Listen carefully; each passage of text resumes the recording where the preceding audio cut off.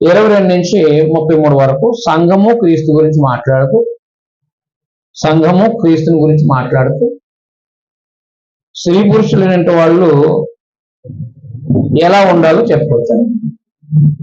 సంఘాన్ని గురించి క్రీస్తు గురించి చెప్తూ అందులో ఆ సంఘంలో ఉన్న స్త్రీలు పురుషుల పట్ల ఎలా ఉండాలి, సంఘంలో పురుషులు స్త్రీల పట్ల ఎలా తన భార్యల పట్ల ఎలా ప్రవర్తించాలో చెప్పుకోండి.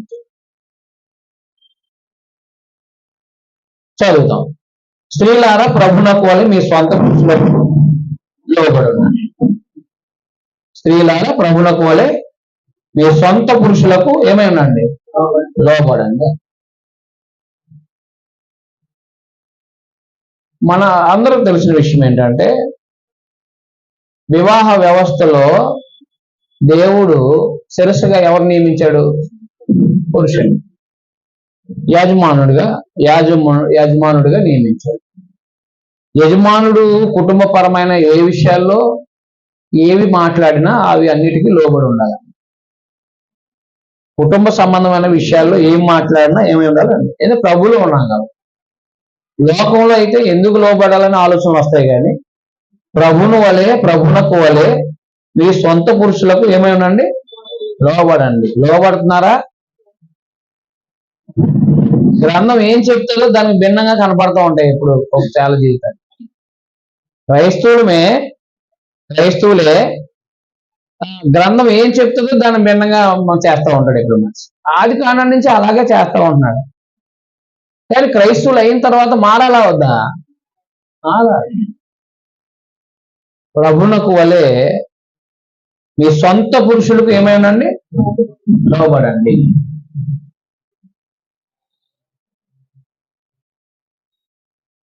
క్రీస్తు సంఘానికి శిరసైనలాగున పురుషుడు భార్యకు శిరసైనాడు అన్నమాట. అంటే సంఘముకి అధికారిగా దేవుడు యేసుని నియమించారు. నేను మీకు ఏ సంగతులు ఆజ్ఞాపించనో అవన్నిటినీ వారు గైకొన్నట్లుగా వారు బోధించండి అన్నారు ప్రభు. అవునా? మత్తయి 28:18 కదండి, 19. నేను మీకు ఏ సంగతులు ఆజ్ఞాపించానో వాటన్నిటిని వారికి గైకొనేటట్టుగా బోధించండి అన్నారు.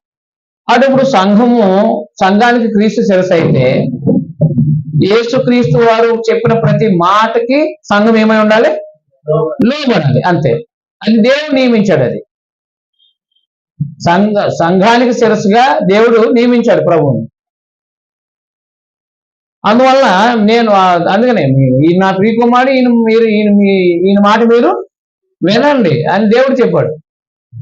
అలాగే సంఘానికి శిరస్సుగా నియమించిన తర్వాత నేను మీకు ఏవైతే బోధించానో అవి వారికి బోధించండి. మన ప్రభు ఏం బోధించారో లేకపోతే మన ప్రభు ఏం చెప్పారో దానికి లోబడి ఉండాలి. క్రైస్తవులైన వాళ్ళు సంఘము ప్రభు ఏం చెప్తే దానికి లోబడాలి.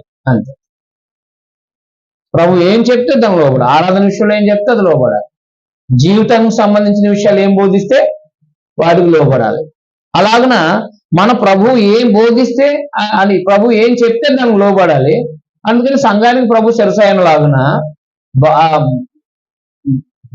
భార్యలు కూడా అంటే పురుషుడు కూడా భార్యకి ఏమై ఉన్నాడు, శిరసై ఉన్నాడు. అంటే యజమానుడై ఉన్నాడు, లేకపోతే ఏలుబడి చేసేవాడై ఉన్నాడు. అది కూడా భార్య కూడా శిరసగా దేవుడు పురుషుడిని నియమించింది ఎవరు? దేవుడే కదా. ఇప్పుడు భర్తకు లోపడడం వల్ల ఎవరికి గౌరవిస్తున్నట్టు మాట? దేవుడు. నా భర్త మాట నేను వినటం వల్ల నేనేం చేస్తున్నాను? నా దేవుడిని నేను గౌరవిస్తున్నాను. ఎంత అద్భుతంగా ఉంటాయని జీవితాలు. అలాగా మీకు అర్థమైందా? ఎంత అద్భుతంగా ఉంటాయో ఆలోచించేయండి. నా భర్తకి నేను లోబడడం వల్ల నేను దేవుని గౌరవిస్తున్నాను. అంటే నా భర్త నాకు దేవుడు శిరస్సుగా నియమించాడు కాబట్టి. సమాజం చెడిపేసింది. సమాన హక్కులు, ఎవరు ఏం చేయటం లేదు అని చెప్పేసి సమాజం చెడిపడేసింది. నువ్వు ఎవరికి లొంగు ఉండాల్సిన అవసరం లేదు. నువ్వు చదువుకున్నావు, నువ్వు జీతం చేస్తున్నావు, ఇలాంటి విధానాలు మాట్లాడుకుంటూ వచ్చారు తప్ప దేవుడు నిన్ను శిరస్సుగా నియమించాడు కాబట్టి లోబడి ఉండాలన్నమాట. దేవుడు నియమించాడు కాబట్టి ఏమై ఉండాలా? అంతే. దేవుడు నియమించాడు కాబట్టి లోబడి ఉండాలి. అది అర్థం చేసుకోగలిగితే కుటుంబాలు అద్భుతంగా ఉంటాయి. కక్షలు, లోక సంబంధమైన ఆలోచనలు, క్రైస్తవుడు కాకముందున్న జీవన విధానం, ఇవన్నీ జ్ఞాపకం చేసుకుంటూ ఉంటే కుటుంబాలు అనేవి పాడైపోతాయి. దేవుడు శిరస్సుగా నియమించాడు కాబట్టి ఆ శిరస్సును గౌరవించాల్సిన బాధ్యత స్త్రీకి ఉందన్నమాట. మన ప్రభువుని మనకి నాయకుడిగా నియమించాడు కాబట్టి శిరస్సుగా మనందరము, క్రైస్తవులైన మనందరం కూడా మనము ప్రభు ఏం బోధించారో దానికి మనం లోబడాల్సిన అవసరత ఉందన్నమాట. ఎందుకు గొడవలు జరుగుతున్నాయి చెప్పండి? ఎందుకు కుటుంబాల్లో గొడవలు జరుగుతున్నాయి? కుటుంబంలో ఎందుకు భార్యాభర్తల మధ్యన ఎందుకు గొడవలు జరుగుతున్నాయి? అంతే, లోబడకపోవడమే. ఎప్పుడైతే భర్తకు లోబడదో గొడవలు, అంతే, ఏం లేదు.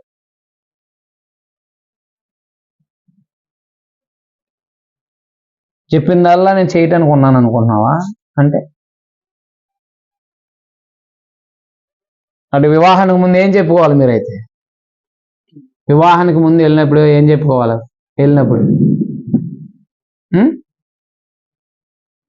వివాహానికి ముందు మాట్లాడేటప్పుడు మీరు ఏం మాట్లాడాలి? నేను నచ్చానా, బాగున్నానా? అది కాదు, నువ్వు అన్ని విషయాల్లో నాకు లోబడతావా? క్రైస్తవులు ప్రభు ఏం చెప్పాడో దాని ప్రకారంగా నువ్వు అన్ని విషయాలు లోబడతావా? అంటే లోబడడం అంటే ఇంట్లో విషయాలే, అందుకని ఏ విషయాలు కాదు, అన్ని విషయాల్లో మీరు లోబడతారు. మీరు ఏం చెప్తే అది చేస్తారు, గొడవలు లేదు కదా. మన ప్రభు ఏం చెప్తే అది చేస్తే మనకు గొడవలు ఉండవు. మన ప్రభు చెప్పిన దాన్ని చేయకపోతే మనకు సమస్యలు. ప్రభు అబద్ధం ఆడొద్దు అన్నారు, అననీయ సప్ఫీరాలు అబద్ధం ఆడారు. ఏం తెచ్చుకున్నారు? ఏ సమస్య వాళ్ళు తెచ్చుకున్నారు. ఆలోచించేయండి దేవుని మన ప్రభు ఏం చెప్తే అది చేస్తే అద్భుతంగా ఉంటుంది. ప్రభు చెప్పిన దానికి వ్యతిరేకంగా ప్రవర్తిస్తే దాని యొక్క పరిస్థితి అనుభవిస్తాం. అందువల్ల చూడండి, క్రీస్తు శరీరానికి రక్షకుడై ఉన్నాడు. సంఘము క్రీస్తునకు లోబడినట్టుగా భార్యలు కూడా, మళ్ళీ మాట్లాడింది ఎందుకు ఇదంతా? 22, 23, 24 అంతా కూడా లోబడడానికే చెప్తున్నాడు ఆయన. సంఘము క్రీస్తునకు లోబడినట్టుగా భార్యలు కూడా ప్రతి విషయంలో తమ పురుషులకు కాదనమాట. భార్యలు కూడా ప్రతి విషయంలోనూ అనే మాట ఉంది చూడండి అక్కడ. ప్రతి విషయంలోనూ మనకు ఆప్షన్ కావాలి. ప్రతి దానికి ఏం కావాలి? ఆప్షన్ కావాలి. అంటే కొన్ని మాత్రమే లోబడతాను, కొన్నిటికి లోబడను. అది మరి మీ ఇష్టమైతే. వివాహం చేసుకోమన్నప్పుడు అది చెప్పాలి, అర్థమైందా? వివాహం చేసుకునేటప్పుడు ముందు చెప్పాలి, మీకు అన్ని లోబడి, నేను కొన్ని లోబడతాను, మీ ఇష్టమైతే చేసుకోండి అని చెప్పేసి. అవునా?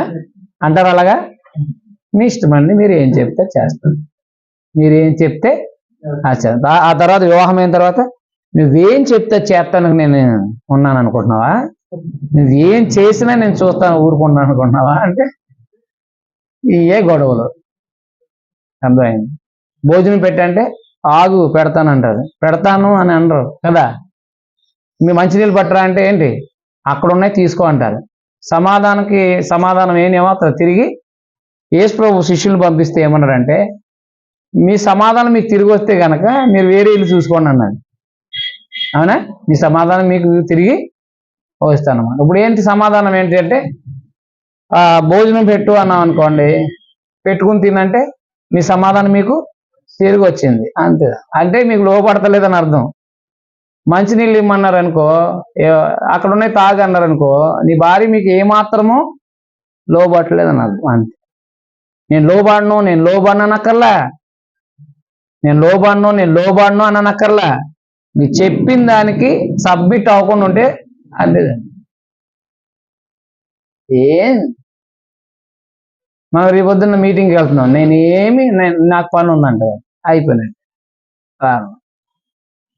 నువ్వు చెప్పేదానికి లోబడకుండా వేరే పథకం వేసుకోవటమే నీకు లోబడకుండా ఉంది. ప్రభువు శరీరానికి సంఘానికి రక్షకుడై ఉన్నాడు. అలాగే ప్రతి స్త్రీ కూడా ప్రతి విషయంలో తమ భార్యలు స్వపురుషులకు అదే తమ భార్యలు లోబడాలి. ప్రతి విషయంలో లోబడాలి. ప్రతి విషయంలో తమ పురుషులకు ఏమై ఉండాలి? లోబడాలి. క్రీస్తులో ఉన్న వాళ్ళ గురించి మాట్లాడు. లోకంలో వాళ్ళు చెప్తే వినరు. లోకంలో వాళ్ళు చెప్తే వినరు. మీరు వెళ్ళి చెప్పండి లోకంలో ఉన్న వాళ్ళకి, దేవుడు ఎవరో తెలియనట్టు వాళ్ళకి, అమ్మ మీ భర్తకి మీరు లోబడి ఉండాలమ్మా, మీరు అలా చెప్పవులే అంటారు.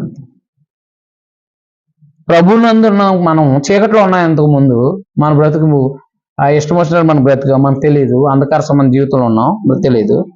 ఇప్పుడు క్రైస్తవులమయ్యాం కదా, క్రైస్తవులమయ్యాక మనం వెలుగులో ఉన్నాం. దేవుడు ఎవరో తెలిసింది, ప్రభు ఎవరో తెలిసింది, ప్రభు సంఘానికి అధికారి అని తెలిసింది. అలాగే భార్య కూడా ఏం తెలియాలి? ప్రభు సంఘానికి శిరసై ఉన్నలాగున భర్తలు కూడా తమ భార్యలకు ఏమై ఉన్నారు? శిరస్సులై ఉన్నారు అనే సంగతి ప్రతి స్త్రీకి తెలియాలి. అదనమాట. అది అర్థమైతే, సందేశం అర్థమైందంటే ఎవరైనా లోబడాల్సిందే. సందేశం అర్థమై కూడా లోబడకపోతే మాత్రం వెలుగులో నడుస్తున్నట్టు కాదు, చీకట్లో నడుస్తున్నట్టు లెక్క. క్రైస్తవ స్త్రీ అని ఉండలేదు. 25 వర్షం. పురుషులారా మీరును మీ భార్యల్ని ప్రేమించండి. అటువంటి క్రీస్తు కూడా సంఘాన్ని ప్రేమించి అది కలంకమైన ముడతైనది మరి ఏదైనా లేక పరిశుద్ధమైనదో నిర్దోషమైనదిగా మహిమగల సంఘముగా ఆయన తన ఎదుట దాన్ని నిలబెట్టుకోవడం వలని వాక్యంతో ఉదక స్నానం చేత దాన్ని పవిత్రపరిచి పరిశుద్ధపరచుటకే దాని కొరకు తాను అప్పగించుకున్నాడంట. ప్రేమ చూపాడంటాడు. సంఘం పట్ల ప్రభు ఏం చూపించాడంట? ప్రేమ చూపించాడంట. తన ఎదుట నిలబెట్టుకోవడం కోసం. ఎవరి ఎదుట?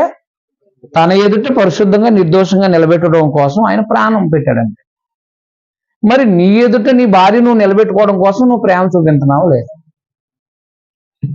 నీ ఎదుట నిలబెట్టుకోవడం కోసం అనగా నీకులాగా, అంటే నీ యొక్క ప్రతి మాటకి లోబడేటట్టుగా నీ భార్యని నువ్వు నిలబెట్టుకుంటున్నావా లేదా? నువ్వు నిలబెట్టుకోవాలంటే ముందు నువ్వేం చూపించాలి? ప్రేమ చూపించాలి. ప్రేమ చూపించడం అంటే ఏంటి? యేసు ప్రభు ప్రేమ చూపించాడంటే అర్థం ఏంటి? మనం పాపులు అంటే మనకేమీ తెలీదు, నీతి జీవితం గురించి మనకేమీ తెలీదు, అజ్ఞానంగా బతుకుతున్నాం. మన కోసం ప్రాణమే పెట్టేశాడు ఆయన. ప్రాణం పెట్టిన తర్వాత అంటే ప్రాణం పెట్టి ప్రేమ చూపించాడు అనమాట. ప్రాణం పెట్టి ఏం చూపించాడు? చూపించాడు. ఎందుకు ప్రాణం పెట్టాడంటే ఆయన మన ఆయన ఎదుట నిలబెట్టుకోవడం కోసం, పరిశుద్ధంగా నిర్దోషంగా ఉండడం కోసం, ఆయన ఎదుట నిలబెట్టడం కోసం. అంటే ఆయన యొక్క ఇష్టం, ఆయన ఇష్ట ప్రకారంగా ఉండడం కొరకు, ఆయన చిత్తాన్ని నెరవేర్చేటట్టుగా ఉండడం కొరకు, ఆయన ఇష్టాన్ని నెరవేర్చేటట్టుగా ఉండడం కొరకు ఆయన ఏం చేశాడనమాట? సంఘాన్ని కొరకు ప్రాణం పెట్టాడనమాట. అప్పుడు ప్రాణ త్యాగాన్ని బట్టి ఈమె అంటే సంఘము లోబడటానికి అంగీకార చూపిస్తుంది. పురుషుడు కూడా భార్యని ప్రేమించాలి అన్నమాట. ఎందుకు ప్రేమించాలి అని అంటే నీ ఎదురు నిలబెట్టుకోవాలన్నమాట. అంటే ఇప్పుడు ఆవిడకేం తెలీదు, ఏమీ తెలీదు. వివాహం చేసుకునేటప్పటికి వాళ్ళకు ఒకవేళ నేర్పబోయి ఉండొచ్చు. నీవు ఆమెకు నీ ఎదుట నువ్వు నిలబెట్టుకోవడం కొరకు ఆమె కోసం నువ్వు ప్రేమించాలి ముందు. అంటే నువ్వు నష్టపోవాలి కొంత. మీకు అర్థమైందా? ఆమె కోసం ఏమవ్వాలి? నష్టపోవాలి అన్నమాట. ఆమెను సరిగా దిద్దడం కోసం, ఆమెని నీ ఎదుట సరిగా దిద్దడం కోసం నువ్వు త్యాగం చేయాలన్నమాట. ఏంటి త్యాగం అంటే కింద చెప్పాడు, నీ శరీరాన్ని నువ్వు చూసుకున్నట్టుగా నీ భార్యని చూసుకోమన్నాడు. ఏంటంటే త్యాగం ఏంటంటే నువ్వు శరీరం ఏం కోరుకుంటుందో అది నువ్వు వైద్యము, భోజనము, నీ యొక్క అవసరాలు, వస్త్రాలు, ఇవన్నీ కూడా ఏవైతే నువ్వు ఆ శరీరానికి అవసరమో అవన్నీ ఏర్పాటు చేసుకుంటున్నావు. కాబట్టి సేమ్ నీ భార్య కొరకు కూడా నువ్వు ప్రయాసపడాలన్నమాట. అంటే భోజన వసతుల కోసం ప్రయాసపడమే కాకుండా ఏం చేయాలన్నమాట? ఆమె యొక్క ఆరోగ్య కొరకు సంబంధించి కానీ, ఆమె యొక్క వస్త్రధారణ కోసం కానీ, అంటే ఆమె యొక్క అవసరాల కొరకు నువ్వు ప్రయాసపడాలి, కష్టపడాలన్నమాట. అదే నువ్వు కష్టపడి ఎప్పుడైతే ఆమె అవసరాలు తీరుస్తావో అప్పుడు నువ్వు ఆమెను ఏం చేస్తున్నట్టు ప్రేమిస్తున్నట్టు అనమాట. మీకు అర్థమైందా? అంతేగాని నీవు నీ ఇష్టానుసారంగా నీ ధనం కష్టపడి సంపాదించుకుని నీ కొరకు ఎక్కువ ఖర్చు పెట్టుకుని ఆమె కొరకు తక్కువ ఖర్చు పెడతా, నీవు మాత్రం హాస్పిటల్కి స్పీడ్గా పరిగెడుతూ ఆమెను మాత్రం వెళ్దాంలే చూద్దాంలే డబ్బులు లేవులే అంట చేస్తావంటే నువ్వేం చేయట్లేదు, ఆమె పట్ల ప్రేమ చూపించట్లేదు. అంటే నువ్వు ఆమెను నువ్వు నీ ఎదుట నిలబెట్టుకోవడం కొరకు నువ్వు ప్రేమ చూపించాలి అనమాట. ఆ ప్రేమ ఏదో అదే ఇక్కడ చెప్పాడు అన్నమాట. పోషించి సంరక్షిస్తున్నాడు సంఘాన్ని, ప్రాణం పెట్టాడు, పోషిస్తున్నాడు, సంరక్షిస్తున్నాడు. సంఘాన్ని ఏం చేశాడు ప్రభు? ప్రాణం పెట్టాడు, పోషిస్తున్నాడు, సంరక్షిస్తున్నాడు, అంటే కాపాడుతున్నాడు. అలాగే ఇప్పుడు భార్యను కూడా ఏం చేయాలా? భార్య కోసం నువ్వు ప్రాణం పెడితే ప్రాణం కాదు, నువ్వు త్యాగం చేయాలి, నువ్వు ప్రేమ చూపించాలా. నువ్వు ప్రేమ చూపించాలి, ఆమెను పోషించాలి, ఆమెని సంరక్షించాలి. అంటే అర్థం ఏంటి? ఆమె అంటే దూరంగా ఉండకూడదు అన్నమాట. ఆమె కాపలాగా ఉండాలి. నువ్వు ఏ ఆపద వాటిల్లుకోకుండా, లేకపోతే ఏ దుష్టుడు కన్ను పడుకోకుండా, భయపడుకోకుండా ఉండడం కొరకు నువ్వు సంరక్షకుడిగా ఉండాలి. అర్థమైందని? మన ప్రభు మనకి ఎలా తోడుకున్నాడు. మేము ఇంత ధైర్యంగా వస్తున్నామంటే ప్రభుని బట్టే, అవునా? రాజకీయాలను బట్టి కాదు. వాళ్ళు సరైన టైంలో ఫోన్ ఎత్తరు. అది ఒకవేళ పార్టీ పరంగా ఎవరైనా మనకు తెలిసినోడు ఉంటే మనకు ఆపద వచ్చినప్పుడు ఫోన్ చేస్తున్నాం అనుకోండి, ఏం చేయడు, అస్సలు ఫోన్ ఎత్తాడు. ఈలోగా అయిపోద్ది, ఉపయోగం ఉండదు. అదే ప్రభు అయితే, అదే మన ప్రభు ద్వారా దేవుడు చెప్పుకుంటే మన సహకారము అద్భుతంగా అందించబడుతుంది అన్నమాట. కాబట్టి దేవుని పిల్లగా ఆలోచన చేయండి. ఇప్పుడు మీరు రాసుకోండి ఏమంటే బైబిల్లో కాదు, ఏం రాసుకోండి అంటే ఈ భార్య కోసం మీరు ఏం చేశారు,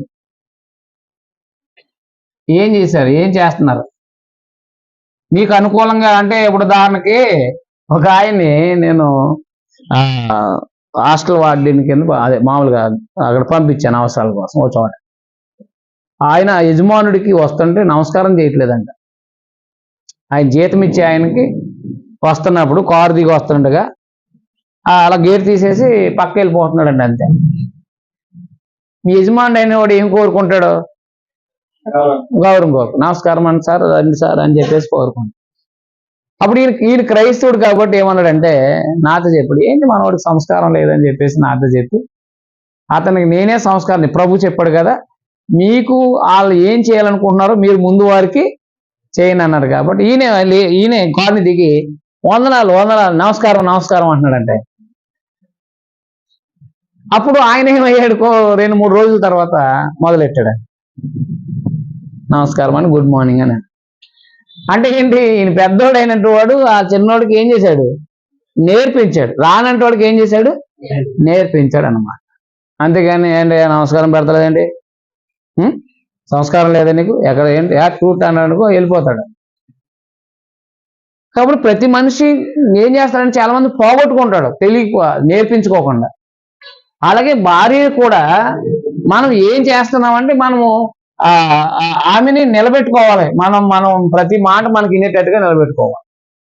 ప్రతి మాట నిలబెట్టుకోవాలంటే మనం ఏమి లేదు, ప్రేమ అంతే. మాయ ఏమి లేదు, మాయ చేసేది ఏమి లేదు. ఇలా మాయ చేసి నువ్వు నా మాట అనేది ఏమి లేదు. ఇలా మాయ చేస్తే మాయ చేసేవాళ్ళు కాదు, వాళ్ళు మనల్నే మాయ చేసి లేకుండా చేసేస్తారు. అవునా కాదా? అది వాళ్ళకి లేవు, కానీ మనం మాయ చేయదు కదా. వాళ్ళే మనం ఇలాగని గోపడు వాళ్ళకి ఇలా అనేసి లేకుండా చేసేస్తారు ఒకవేళ ఉంటే. ఏంటంతేనా?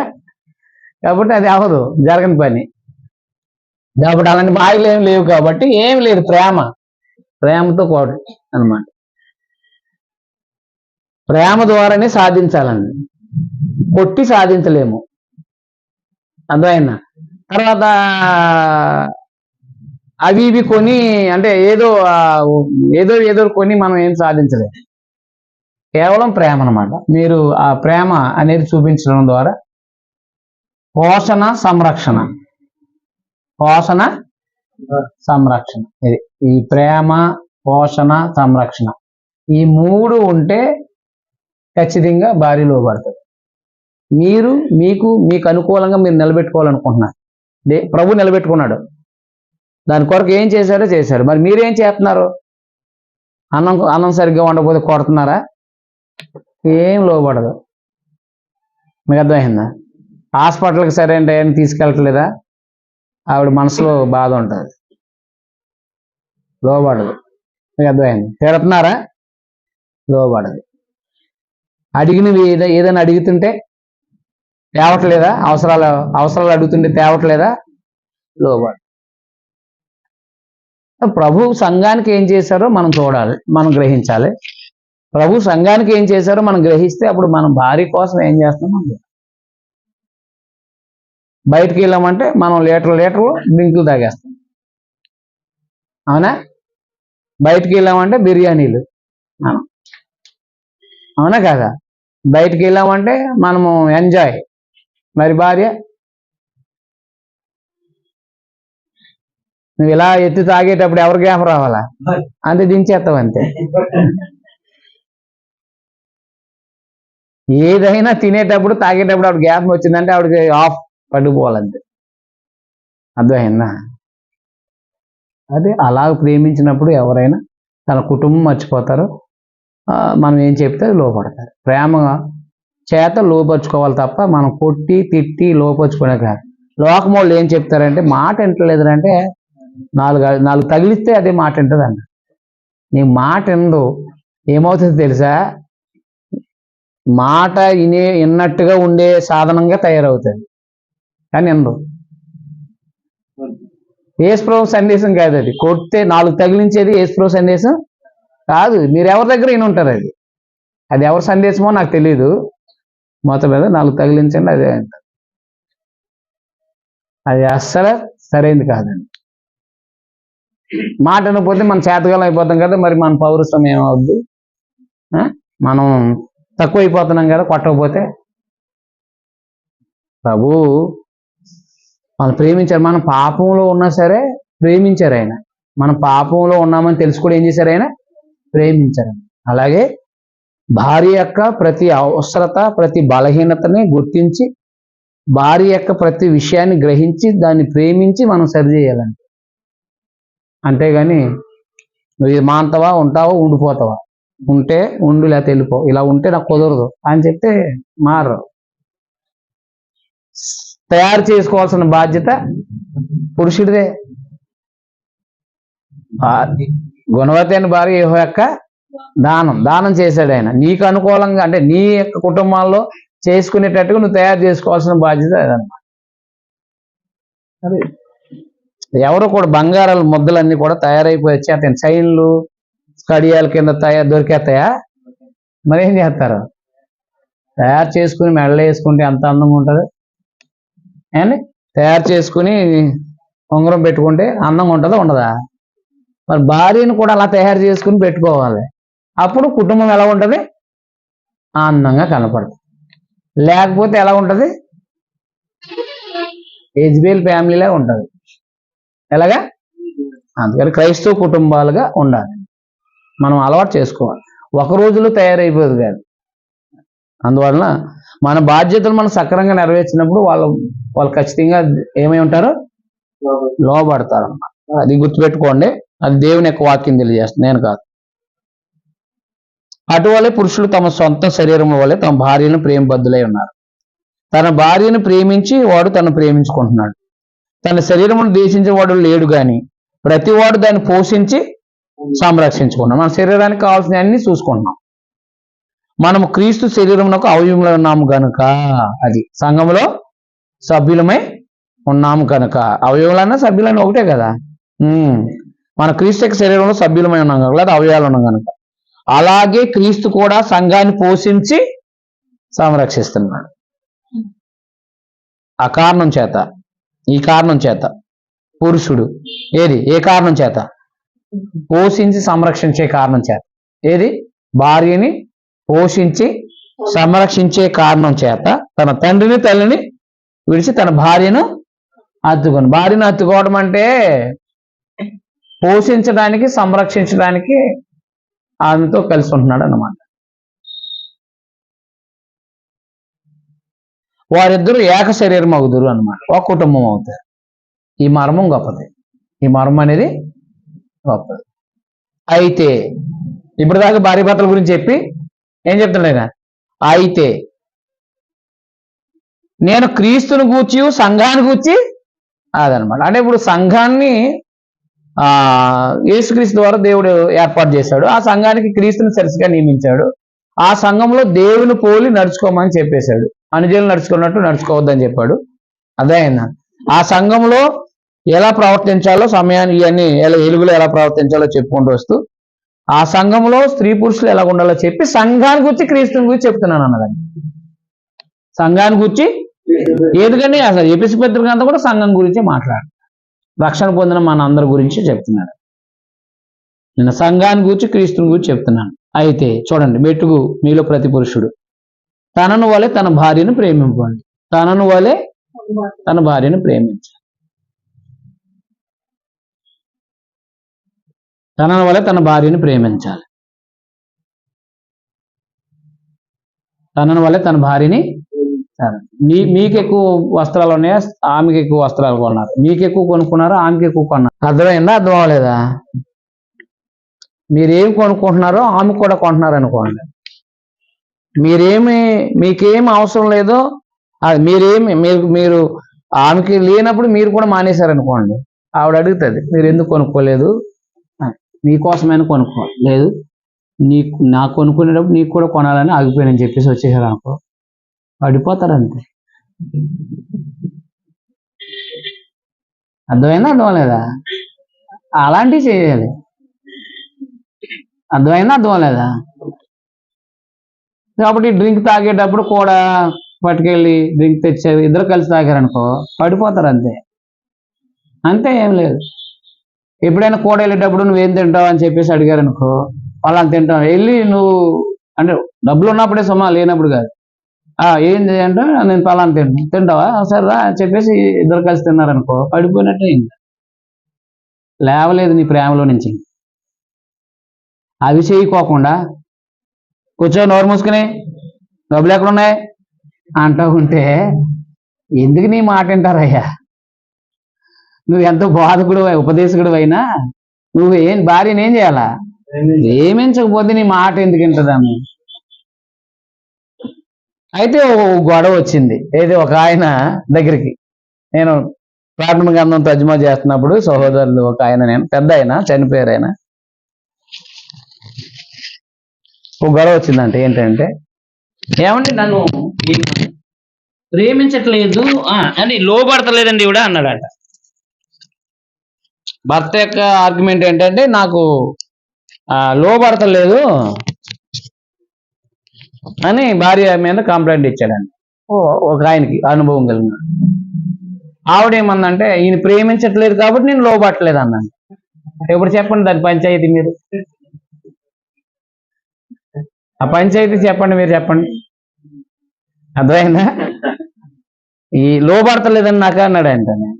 వచ్చి ఏమండి పెళ్లి చేసుకున్న కాడి నుంచి ఈ రోజున నా మాటకి విలువ అవ్వట్లేదండి ఈవిడ, ఎప్పుడు లోబడలేదండి. అంటే ఆవిడేమందండి పెళ్లి చేసుకున్న కాడి నుంచి నన్ను ప్రేమించలేదని. ప్రేమించడం అంటే ఒకరు మొఖాలు చూసుకోవడం కాదు. అర్థమైందా? ప్రేమించడం అంటే చెప్పాడు కదా, మన వాళ్ళు వేరే అర్థం చెప్పారులే లోకం వాళ్ళు. అర్థమైందా? కాబట్టి ప్రేమించట్లేదు కాబట్టి నేనేం చేయట్లేదు, లోబట్టలేదు అన్న. ఎవరిది కరెక్ట్? అదేదే కరెక్ట్. ఆయన లోబడితే ప్రేమింతానంటాడు, ఈవిడేమో ప్రేమింతే లోబడతానంటది.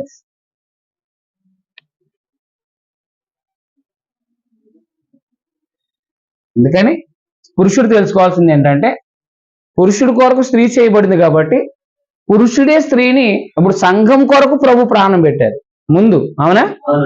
అది గుర్తుపెట్టుకోండి. మనము కుటుంబ వ్యవస్థ అర్థం చేసుకోవడం కోసం, భార్యని ప్రేమించడం అనే దాని గురించి అర్థం చేసుకోవడం కొరకు సంఘం కొరకు ముందు ప్రభు ప్రాణం పెట్టారు, అప్పుడు లోబడమంటున్నారు ఆయన. అవునా కాదా? మనమేమన్నాం అంటే ముందు లోబడు, అప్పుడు నీకు ఏం కావాలో తెచ్చి పెడతానంటున్నా. ఏంటి అది? ప్రభు యొక్క మాదిరి మాత్రం కాదు అన్నమాట. ఆలోచించేయండి దేవుని పిల్లలుగా.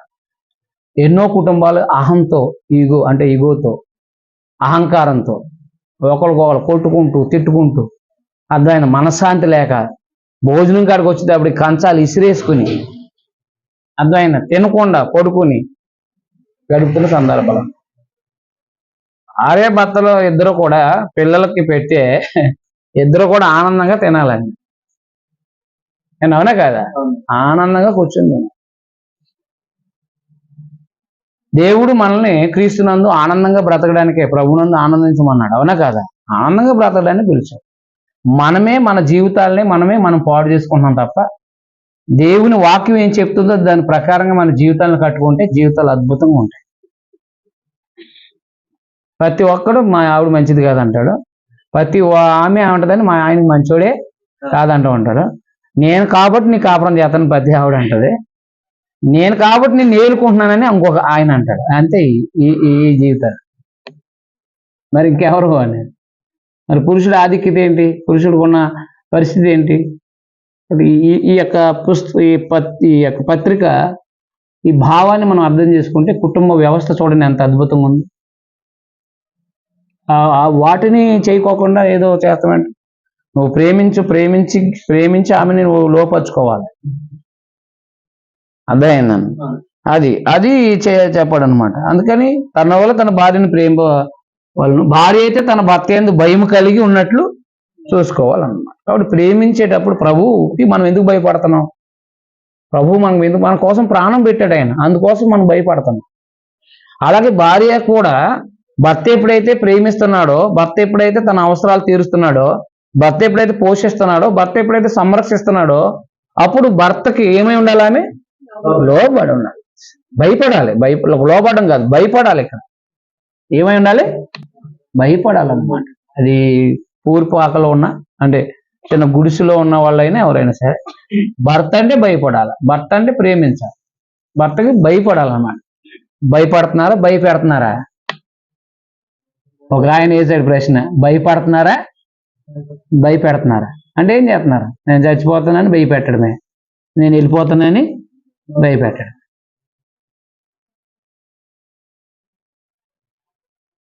భార్య భయపెట్టిందంటే నిద్రాటది పురుషుడికి. ఇంకా తెలుసా మీకు? భార్య భయపెట్టిందా ఏం చేయడం? ఇంకా నిద్రోడు అంతే. అందువల్ల కుటుంబాలను పాడు చేసుకోకుండా క్రైస్తవులైన మనము దేవుని వాక్య ప్రకారంగా మన జీవితాన్ని కట్టుకుంటూ ఉండాలి. ఎవరిది లోపమో దిద్దుకుంటూ ఉండాలి. అందువల్ల ప్రభు సంఘాన్ని ప్రేమించాడు కాబట్టి ముందు మనమే ప్రేమించాలి, అప్పుడు ఆమె లోబడేటట్టుగా చేసుకోవాలి. ఆమెను పోషించాలి, సంరక్షించాలి. అలాగే మనం మన ఎదుట ఆమె నిలబెట్టుకోవాలి, మన ఎదుట ఆమెను నిలబెట్టుకోవాలి. మనల్ని నిలబెట్టుకుంటున్నారా వాళ్ళు, లేదా మనం వాళ్ళని నిలబెట్టుకుంటున్నారా? ఎవరి దగ్గర నిలబడుతున్నారు చెప్పండి? పురుషుడిని నిలబెడుతున్నారా? భర్త నిలబెడుతున్నాడా? భార్యలే భర్తల్ని ఏం చేస్తున్నారో నిలబెడుతున్నారు. అందుకే ఆట బొమ్మల్లా ఉన్నా. సరే అలాగే, సరే నువ్వు చెప్పినట్టే చేద్దాం మరి అంటా ఉన్నా. అలా అయిపోయారంటే భార్యే నిలబెట్టుకుంది ఆయన్ని. ఆలోచించేయండి దేవుని. కొత్త అయితే భయం కలిగి ఉండమన్నాడు. ఏం కలిగి ఉండమన్నాడు? భయం అంటే ఏంటి? పులొచ్చే భయం కాదు, ప్రేమిస్తున్నాడు కాబట్టి భయపడ్డా. అది క్రైస్తవులైన ప్రతి కుటుంబం.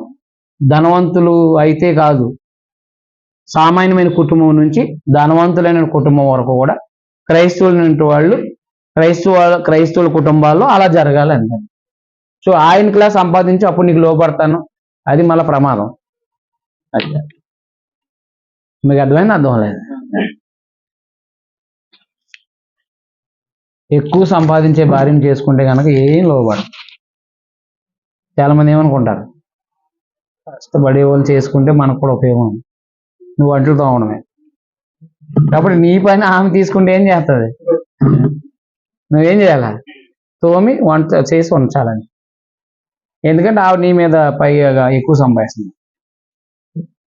ఆలోచన చేసుకుని దేవుని పిల్లలుగా మనందరం కూడా ప్రభువుని దేవుని పోలు నడుచుకో. నూతనమైన జీవితం అంటే ఏంటంటే అపవిత్రమైనవి మాట్లాడకూడదు, కృతజ్ఞతతో వచ్చినవి మాట్లాడాలి, వెలుగు సంబంధాలుగా బ్రతకాలి, సమయాన్ని సద్వినియోగం చేసుకోవాలి, అంధకార సంబంధం వదిలేయాలి, మద్యం తాకూడదు. కీర్తనలతో మనం హెచ్చరించుకుంటూ ఉండాలి.